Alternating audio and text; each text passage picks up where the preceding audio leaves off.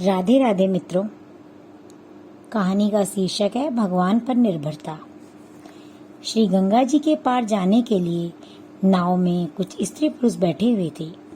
जब नाव गंगा जी के बीच में पहुंची तो बहुत जोर से आंधी आई। नाव हिलने डुलने लगी और जल भरने लगा।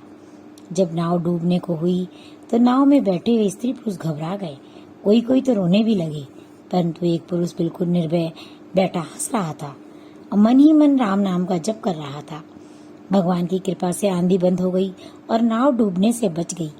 जब नाव पार पहुंची तब जो पुरुष निर्भय बैठा हंस रहा था उसकी पत्नी ने पूछा, जब आंधी आई, नाव में जल भरने लगा और नाव डूबने को हो गई, उस समय सब घबरा गए, कोई कोई तो रोने भी लगे, परंतु आप निर्भय होकर हंस रहे थे, इसका क्या कारण था?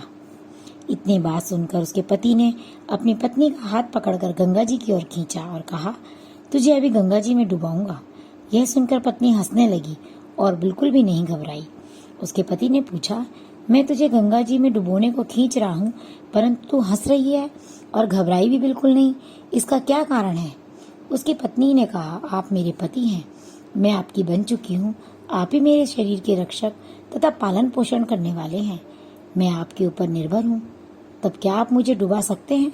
उसके पति ने कहा, जैसे तुम मेरे ऊपर निर्भर हो वैसे ही मैं अपने भगवान श्री राम जी के ऊपर निर्भर होकर निर्भय हूँ। वही मेरे मालिक हैं, मैं उनका बन चुका हूँ, मेरी रक्षक तथा पालन पोषण करने वाले वही हैं, एकमात्र वही हैं। वे मुझे इस गंगा में ही डूबने से नहीं, भवसरिता में डूबने से भी बचाएंगे। उन्होंने श्री नारद जी से कहा है, सुन मुनि तो ही कहू सहरोसा, भजै मोहित जी सकल भरोसा, करऊ सदा तिन के रखवारी, जिमि बालक राखई महतारी। यह सुनकर उसकी पत्नी बहुत प्रसन्न हुई और उसे बोध हुआ कि भगवान पर निर्भरता करके व्यक्ति को सर्वत्र निर्भय बना देती है। जय श्री राम।